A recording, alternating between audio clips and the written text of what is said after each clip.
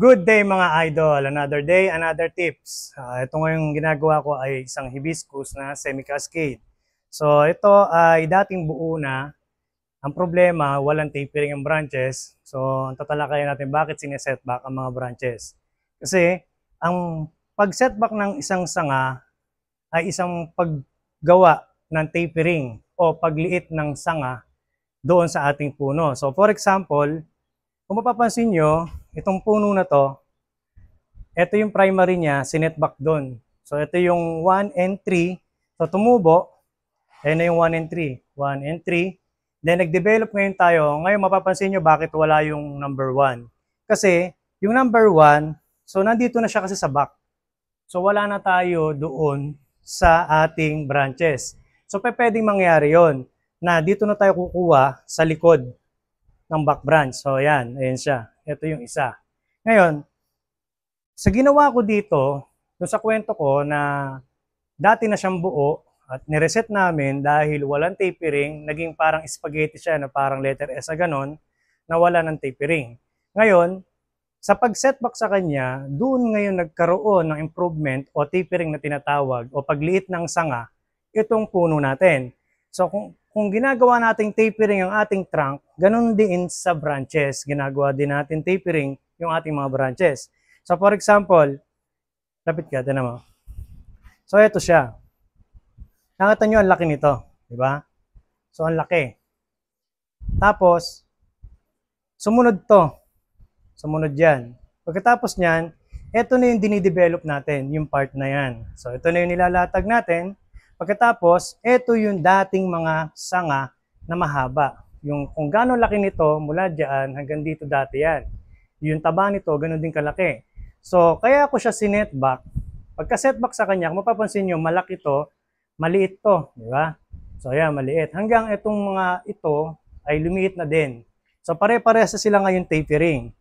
So, tapos, ang sistema dito sa ginagawa kong bonsai na to ngayon ay baklas kabit kung tawagin. So, pagkatapos wiringan, bumakat yung mga wire, pinapalitan uli yung wire kasi maraming madadagdag na sanga at mababago din yung ikot ng ating wiring. So for example, ito, tingnan nyo to. Ito, binabaklas to ngayon. Kung mapapansin nyo, ang nakalagay sa kanya is 4mm na size ng wire. So gagamit na ngayon ako dito ng 4.5. Pero dapat 5 yan, di ba? Kasi nga, kaya siya 4.5 dahil magiging dalawa to. 4.5 at saka 4mm ang pagsasamahin dyan. Dahil dito ay 4mm hanggang dyan. Pagdating naman dito, mula dito kalahati ng 4mm naman. Dito 4.5, dito 4mm. So, ibig sabihin, dito yung putol ng isa at dito naman ang putol ng isa. So, kung gagawin ko tong 5 at gagawin ko naman 4 yung kasama ng 5, masyadong lalaki yung ating wire at baka naman hindi na makita yung ating branches. Kaya ganun, ikaw na ang mag-a-adjust, tayo na yung mag-a-adjust doon sa wire kung paano natin siya paliliiting tignan na kaya yung i-layout yung branches natin. So, yun. Tapos, sa Yamadori at saka sa homegrown, nanggaling kasi tayo ng basic na dinadala natin ng Yamadori yung trabaho ng basic. So, ibig sabihin, hindi pwedeng mawala yung yari ng basic pagdating sa Yamadori. Gawa ng yun yung hinahanap na rules minsan pagdating sa show na may nagtanong kasi sa akin na yung basic ba dapat nandun pa din sa Yamadori. So, well, pwede naman wala.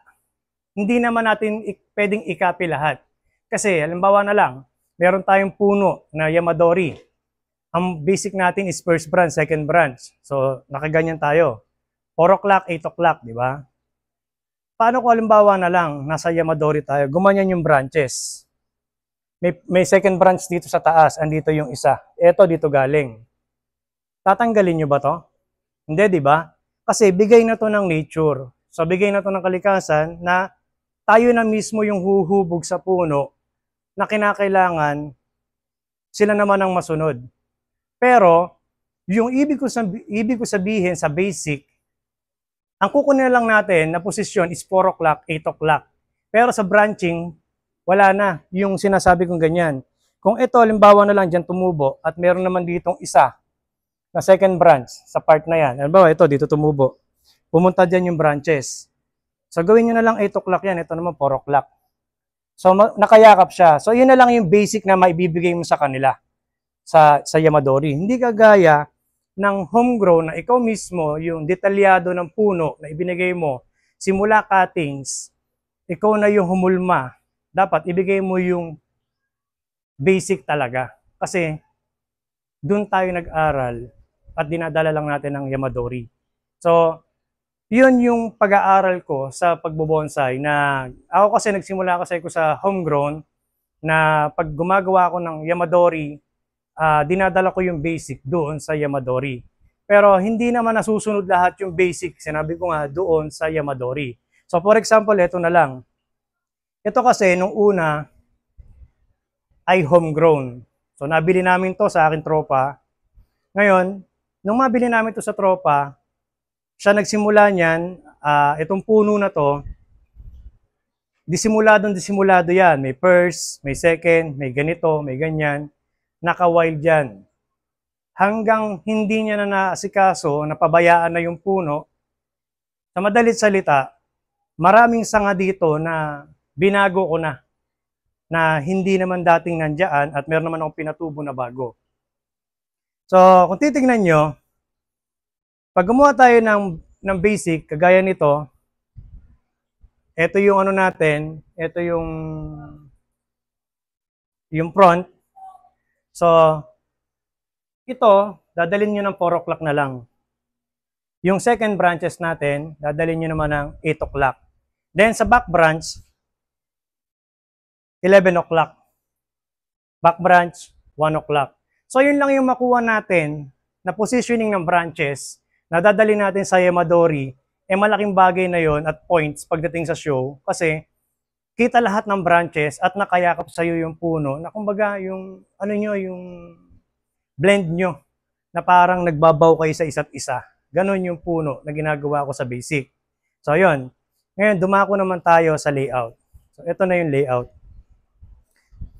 Sa layout, kung mapapansin nyo, 1, 2, 3, tatlo lang yan.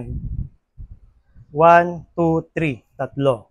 Then, meron tayong fill up sa taas. Bakit ako naglalagay ng fill up? Kasi, kung wala iyan, negative space, ang laki ng butas dyan. So, nangyayari yan. Minsan tayo na yung magde-develop doon sa branches kung ano yung magandang kalalabasan ng ating puno.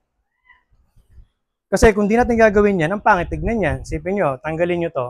Di ba? Ang laki ng butas mula dito. Ayun. Laki ng butas. So, dapat meron talaga yan. So, tapos dito naman, 1, 2, 3. Okay. So, ito, iwawire natin to.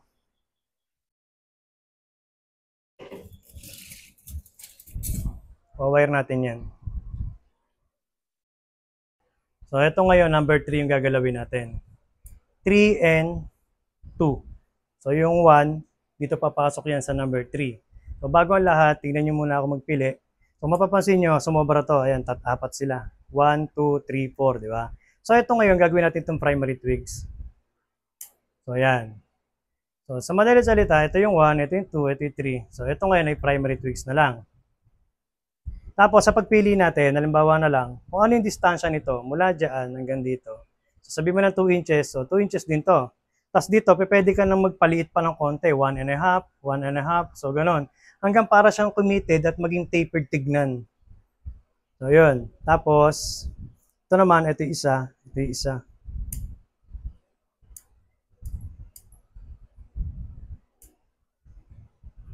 Parehas siya nasa kabila, di ba? Ngayon ito, gagawin natin, pipihitin natin dito yan.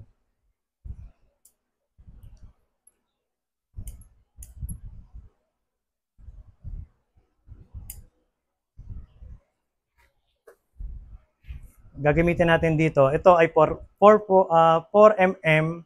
Papasok dito yung 4 mm din. Tapos ito naman ngayon ay 4 mm. Papasok naman niya siya dito sa number 3. So, ganun kasalimuot yung pagwa-wire. Hindi basta pasok lang.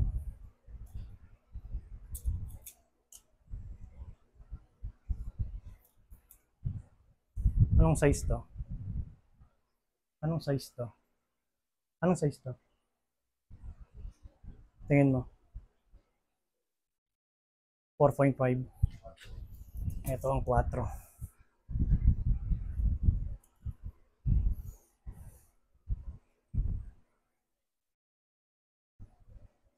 Titingnan lang natin yung guide ng wiring kung saan siya papasok.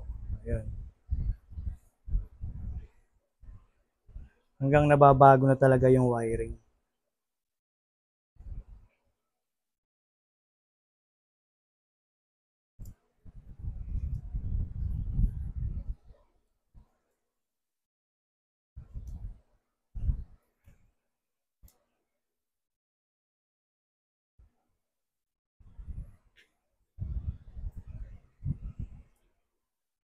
Yan. Tapos puputulin na natin kasi magpapasok pa tayo ng isang wire dyan.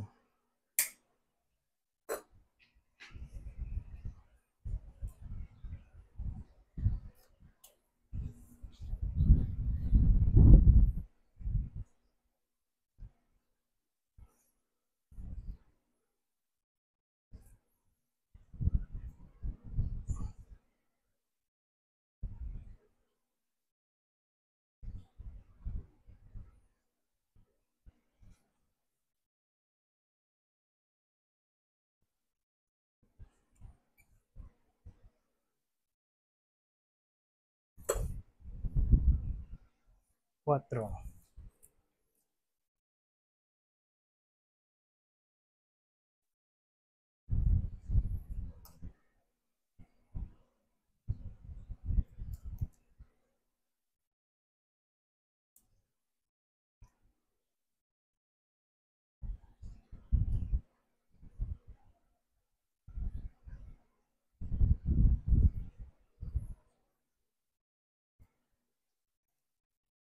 Oh, mapapansin yung wiring. Hindi basta pasok lang. Ito, huwag nyo muna tatapusin to hanggat di nakakayari yung isa na magkatabi sila dito. Kasi, pwede kayong mag-cross sa wiring. Yan, tsaka nyo ngayon sabay ikot.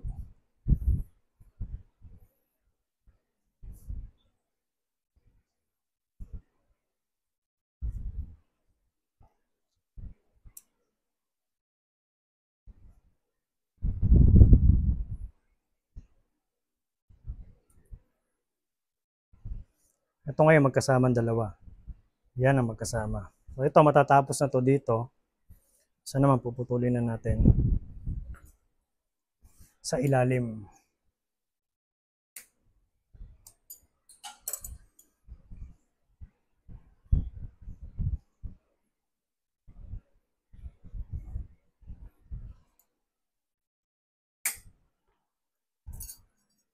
Ito nyo ito nakataas sa baba, di ba? Pipihitin natin yan.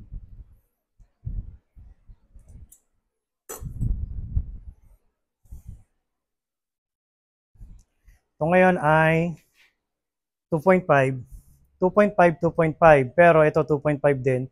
Dapat mapapasok natin dito yung kasama nito. Para ano, kasi mas malaki to kaysa dito. So ito 2.5 talaga. Ito pan 3. Ngayon gagawin natin, 2.5 itong dalawa na to, full mula dito hanggang dyan. Full mula dito hanggang dyan. Then ito ngayon, mula dito hanggang dito, kalahati ang gagawin natin.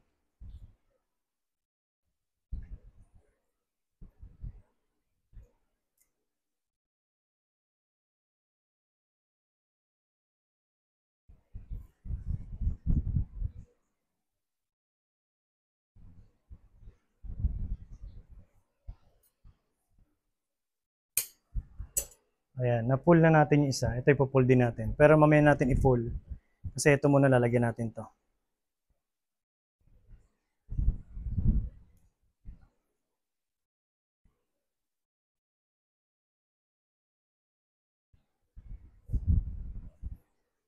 So lagi, wag mo muna magtatapos pagka nandito yung dulo. Kasi pag tinapos nyo kagad yan, pwede kayong mag-cross sa gawin na yan.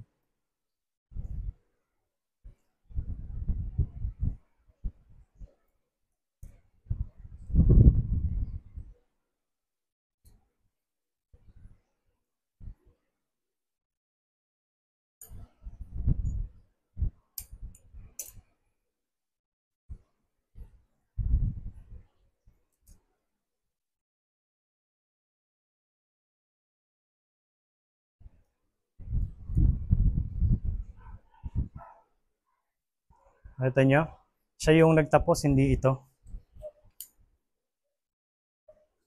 Tapos, ito, yung putol ng wire na to, i-divide natin mula dito hanggang dyan, divided natin ng 2. So, dito ang putol niya.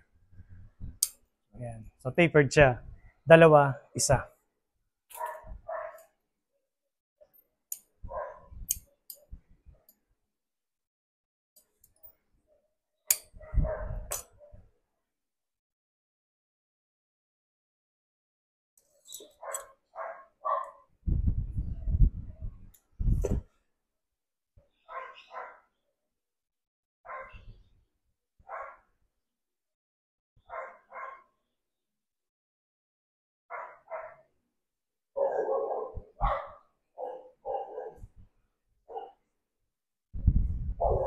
Three mm.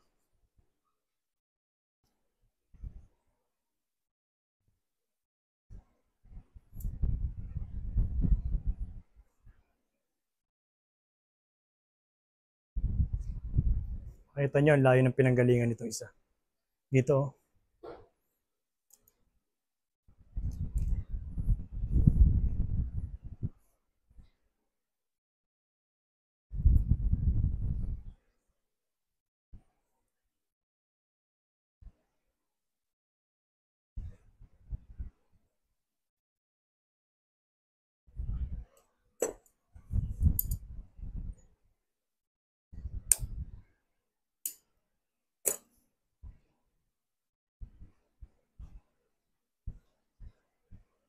so ito yung sinabi ko kanina magkasama, kabila sila pareha. So ito pipihitin natin para madala doon.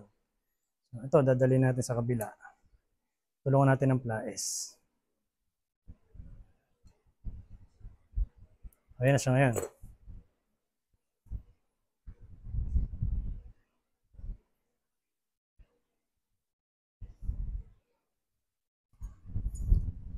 $1.5.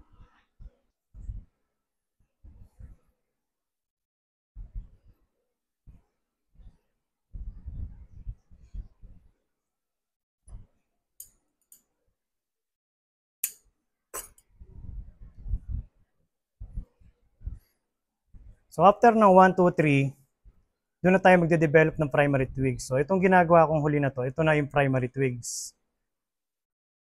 So si primary twigs ang magbibigay ng ramification ng twiggings.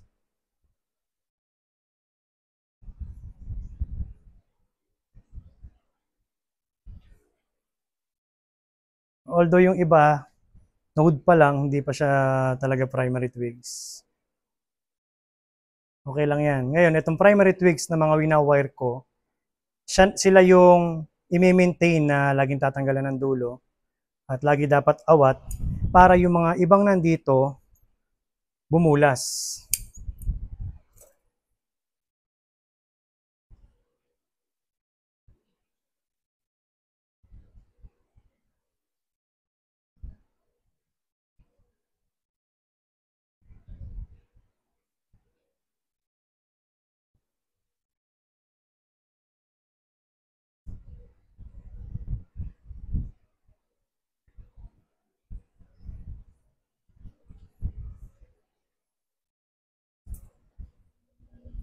So ayan mga idol, ito na nagawa na natin yung isang paddings sa number 3. So sa number 3 na yan, ito na yung magde-develop ng paddings natin na 1, 2, 3, 4, 5, 1, 2, 3, 4, 5, 1, 2, 3, 4, 5, alternate primary twiggings.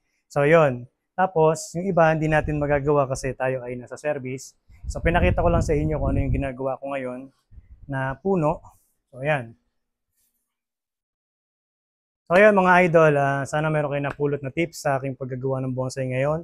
At pasensya na at hindi natin matatapos tong ginagawa ko dahil ako ay nasa service. So binigyan ko lang kayo ng konting idea at tips dito sa aking ginagawa. Maraming salamat po and more God bless. Thank you for watching. Peace out.